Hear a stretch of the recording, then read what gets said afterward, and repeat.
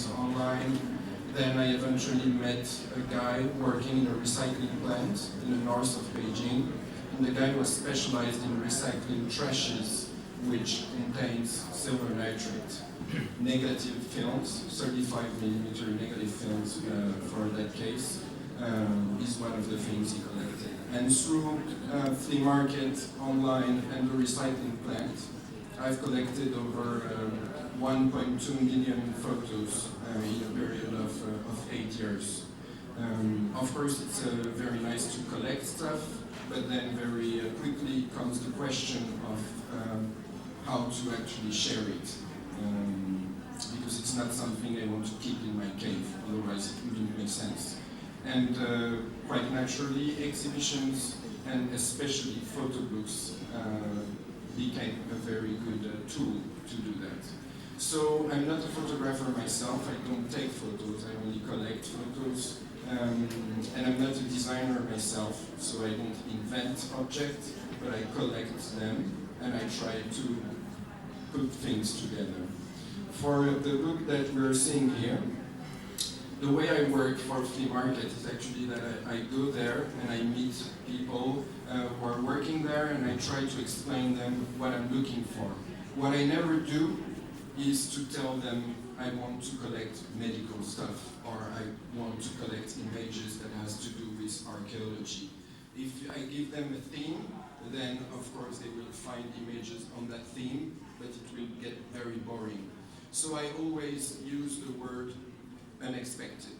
I tell them I'm looking for unusual things.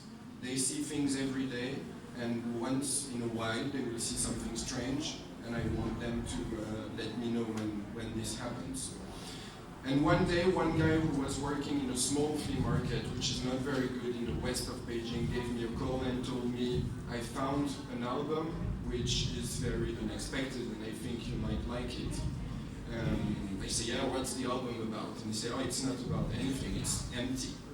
And I told him, okay, I'm not collecting empty albums, I'm more into photos, so maybe I'm not too interested. And he got really mad and he said, no, you're always telling me you're looking for unexpected stuff, that's unexpected, so please come.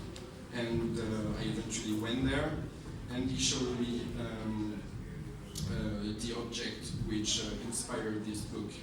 After making some researches with students from the Academy of Fine Art, it turns that it was actually an object made by the Sauvin ladies in Shanxi's province in the 60s, and they were hand making it and using it to store threads and to store paper cutouts or things they would possibly need to for their work.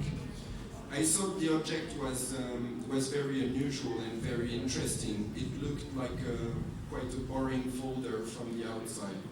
But when you open it, it really challenges the understanding we have of classic photo book. We have been talking a lot about sequences and the importance of sequence. And as soon as you're facing such an object, the simple idea of sequence disappears. I have no way to control where you will start, where you will end. The only thing I know is that if you spend 45 minutes with the book, you won't be able to see all its content. Somehow it recreated the joy and the magic feel that there is to go in a flea market and to look for things and to discover images or to rediscover images. And it also allowed me to include and show a very large variety of images drawn from the archive I've built over the years. It can be botanical images, it can be postcards from Hong Kong in the late 80s where women are posing with fridges. It can be vernacular photography of unexpected kind, and so on. The book was produced in Hangzhou, and each copy requires 5 days of work to actually fold.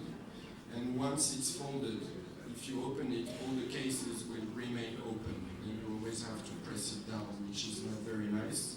To to solve this problem, we actually pressed each book under 1.2 ton for a period of 10 months of time. So it went through 2 seasons. And then the memory of the paper is fixed.